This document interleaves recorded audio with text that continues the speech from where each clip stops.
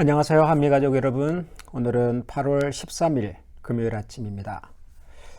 이틀만 더 있으면 8월 15일 광복절이죠. 예년 같으면 우리 지역 여러 한인교회들이 모여서 광복절 기념 행사도 하고 또 운동회도 하고 했었는데 아무래도 올해까지는 힘들 것 같습니다. 지금 이 팬데믹 상황이 또 잘 정리가 되면 내년에는 다시 우리 지역 한인 사회가 또 힘을 얻고 이전처럼 활기차게 다시 또 교제할 수 있지 않을까 생각합니다. 아무쪼록 그날이 올 수 있도록 같이 안전하게 건강하게 이 여름을 잘 보내면 좋겠습니다. 오늘 우리에게 주시는 하나님의 말씀입니다. 사도행전 23장 1절에서 11절 말씀을 제가 읽겠습니다. 바울이 공회를 주목하여 이르되 여러분 형제들아 오늘까지 나는 범사의 양심을 따라 하나님을 섬겼노라 하거늘 대제사장 아나니아가 바울 곁에 서 있는 사람들에게 그 입을 치라 명하니 바울이 이르되 회칠한다며 하나님이 너를 치시리로다. 네가 나를 율법대로 심판한다고 앉아서 율법을 어기고 나를 치라 하느냐 하니 곁에 선 사람들이 말하되 하나님의 대제사장을 네가 욕하느냐. 바울이 이르되 형제들아 나는 그가 대제사장인 줄 알지 못하였노라. 기록하였으되 너의 백성의 관리를 비방하지 말라 하였느니라 하더라. 바울이 그중 일부는 사두개인이요 다른 일부는 바리새인인 줄 알고 공회에서 외쳐 이르되 여러분 형제들아 나는 바리새인이요 또 바리새인의 아들이라. 죽은 자의 소망 곧 부활로 말미암아 내가 신문을 받노라. 그 말을 한즉 바리새인과 사두개인 사이에 다툼이 생겨 무리가 나누어지니 이는 사두개인은 부활도 없고 천사도 없고 영도 없다 하고 바리새인은 다 있다 함이라. 크게 떠들새 바리새인 편에서 몇 서기관이 일어나 다투어 이르되 우리가 이 사람을 보니 악한 것이 없도다. 혹 영이나 혹 천사가 그에게 말하였으면 어찌하겠느냐 하여 큰 분쟁이 생기니 천부장은 바울이 그들에게 찢겨질까 하여 군인을 명하여 내려가 무리 가운데서 빼앗아 가지고 영내로 들어가라 하니라. 그날 밤에 주께서 바울 곁에 서서 이르시되 담대하라. 내가 예루살렘에서 나의 일을 증언한 것 같이 로마에서도 증언하여야 하리라 하시니라. 아멘. 사도 바울이 예루살렘에서 여러 유대인들에게 고소를 당하고 또 하마터면 죽일 뻔한 그런 소동이 벌어졌을 때 예루살렘의 치안을 담당하고 있었던 천부장이 이 사도 바울을 체포해서 신문하게 되었죠.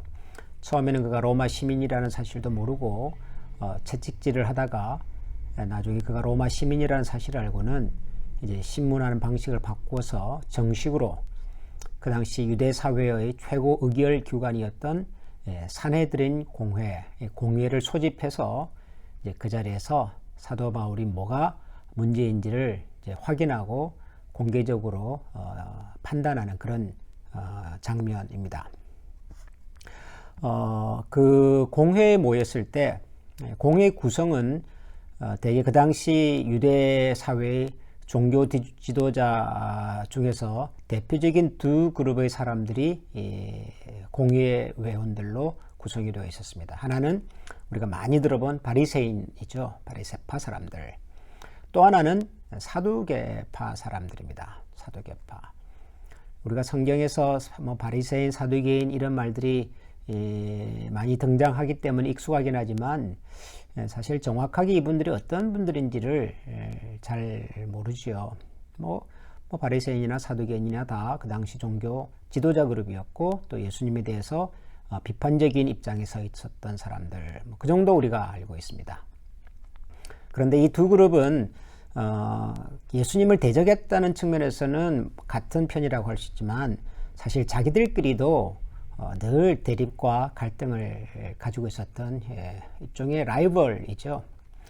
쉽게 말하면 바리새파 사람들은 전통주의자입니다. 유대 전통주의자입니다. 율법을 중요하게 생각을 하고 성경이 가르치는 것들을 문자 그대로 믿는 사람들이고, 그리고 그 당시 로마가 이스라엘을 지배하고 있었는데 로마 정부에 대해서는 비판적인 이런 사람들이죠. 종교의 자유를 보장받기 위해서.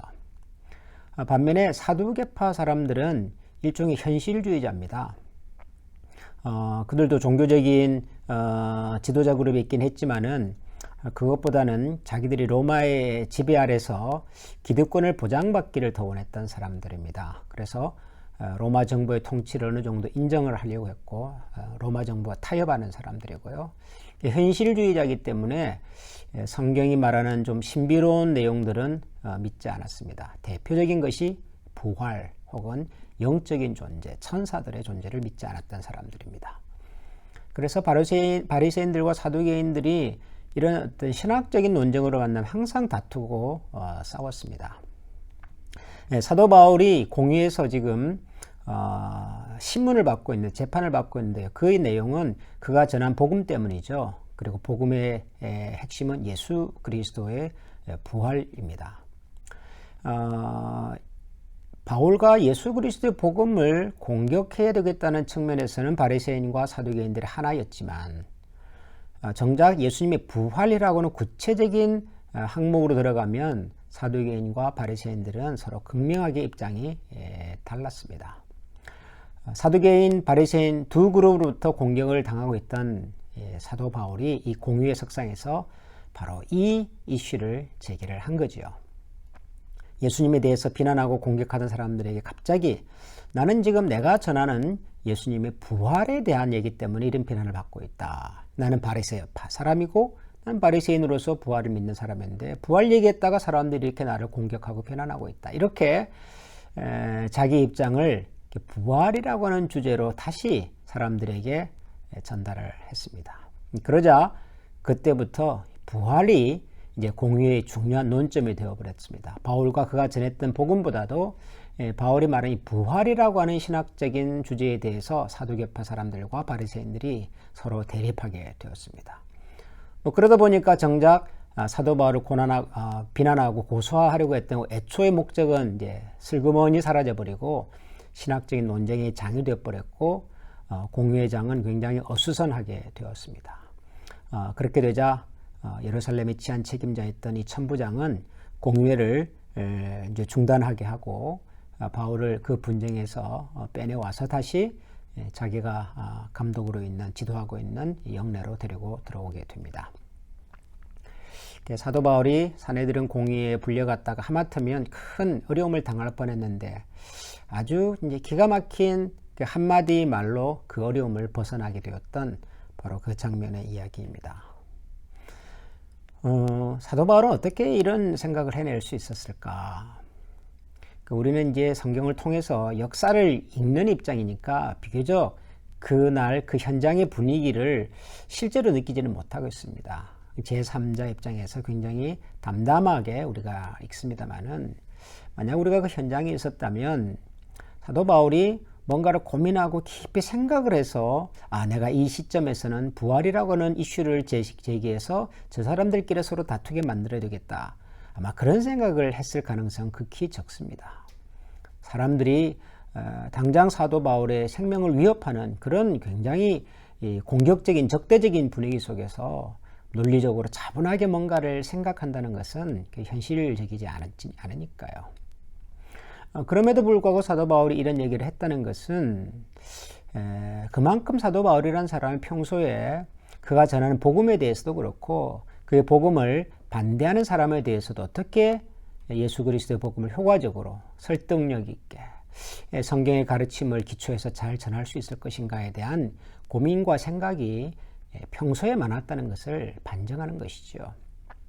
그러니까 날 그 장소에서 뭔가를 생각해서 말했다기보다도 평소에 이런 생각들을 늘 사도 바울은 가지고 있었고 혹시라도 복음을 전하다가 이런 논쟁과 반대에 부딪혔을 때 그가 어떻게 복음을 효과적으로 전할까에 대한 일종의 시뮬레이션들을 많이 했으리라고 저는 생각을 합니다. 저도 사실 제가 복음을 이렇게 자주 전할 기회가 있는 것은 아니지만 그러나 낯선 분들에게 복음에 대해서 얘기를 할 때는 우선 그분이 어떤 분인지 그분의 어떤 사고나 경험의 배경이 뭔지 내가 그분에게 이런 말씀을 전했을 때 그분은 어떤 질문을 할 것인지 이런 것들을 저도 생각을 해보거든요. 그리고 최대한 그분의 경험과 생각과 관심에 눈높이에 맞추어서 복음을 설명하려고 애를 씁니다. 평소에 이런 생각들이 훈련이 되어 있으면 어떤 위기 상황이 닥쳐왔을 때도 자연스럽게 나타날 수가 있는 거죠.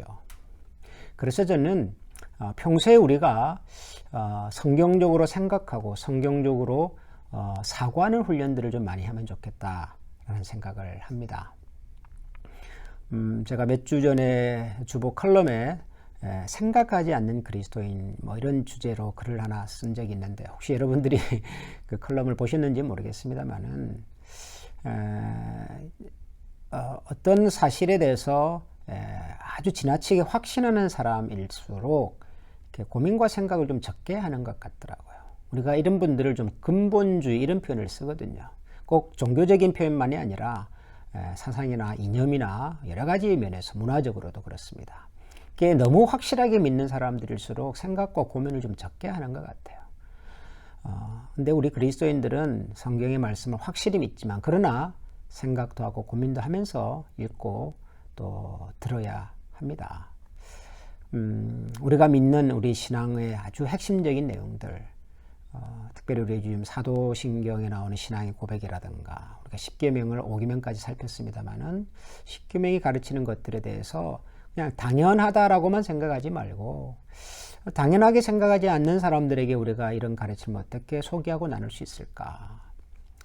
또 우리는 그리스도인으로서 세상을 사는 사람들인데 하나님을 믿지 않는 사람들이 우리에게 우리가 믿는 바 신앙에 대해서 우리가 가지고 있는 삶의 방식에 대해서 당신은 왜 예수님 믿고 삽니까? 당신은 왜 이런 가치관을 가지고 삽니까? 당신은 왜 이런 상황에서 이런 판단과 결정을 합니까? 라고 물었을 때에 우리가 잘 대답할 수 있는 평소의 고민과 생각이 좀 필요한 거죠. 저는 우리가 말씀을 매일 묵상하고 읽는 것도 그런 훈련의 시간이면 좋겠다는 생각이 듭니다. 여러분들께서 교재를 읽으시고 성경을 읽고 옆에 있는 설명을 바로 읽지 마시고요. 말씀을 읽고 난 다음에 좀 생각해 보는 거죠. 이게 무슨 말일까? 왜 이런 말씀을 하셨을까? 나에게는 무슨 의미가 있을까? 그럼 나는 어떻게 하란 말인가? 생각해보고 또 고민해보고 그러고 난 다음에 옆에 있는 질문, 설명들을 또 통해서 도움을 받기도 하고요. 그래서 평소에 우리가 가지고 있는 신앙의 아주 중요한 본질과 가치에 대해서 많이 생각해보고 또 준비하고 고민해보고 그런 것들이 우리 머릿속에 마음속에 축적되어 있으면 어떤 위기나 뜻밖의 상황이 우리 앞에 펼쳐지더라도 우리가 당황하지 않고 지혜로운 결정과 선택을 할 수 있으리라고 생각합니다. 오늘도 이 시간이 저와 여러분이 하나님의 말씀으로 기도로 한 번 더 생각해보고 또 우리의 마음을 또 정돈하고 하나님께 지혜를 구하는 그런 귀한 아침이 될 수 있기를 소원합니다. 기도하겠습니다. 하나님 감사합니다. 또 한 주간이 벌써 지나고 주말이 되었습니다. 한 주 한 주 하루하루가 하나님께서 우리에게 주시는 은혜와 축복의 연속인 것을 다시 한번 기억합니다. 감사합니다. 또한 우리가 세상을 살아갈 때 뜻하지 않는 여러 가지 문제나 상황을 만날 때가 있습니다. 때로는 무슨 말을 해야 할지, 어떻게 선택하고 결정해야 할지, 행동해야 할지 굉장히 당황스럽고 또 불안할 때도 있습니다. 그럴 때마다 하나님 저희들에게 지혜를 주시고 또 그 지혜는 평소에 우리가 하나님의 말씀을 묵상하고 읽고 또 기도를 통하여 하나님의 마음으로 우리의 생각이 가득 채워지는 것들의 축적이며 또 경험의 열매라고 믿습니다. 그러므로 오늘도 이 아침이 이 시간이 하나님의 말씀을 통하여 우리의 생각이 감정이 가치관이 세상을 살아가는 방식과 태도가 또 새로워지고 힘을 얻고 필요하면 교정도 받고 하나님이 원하시는 그런 모습과 방향으로 다시 한번 준비될 수 있는 귀한 아침이 되게 하여 주옵소서. 예수님 이름으로 감사하며 기도합니다. 아멘.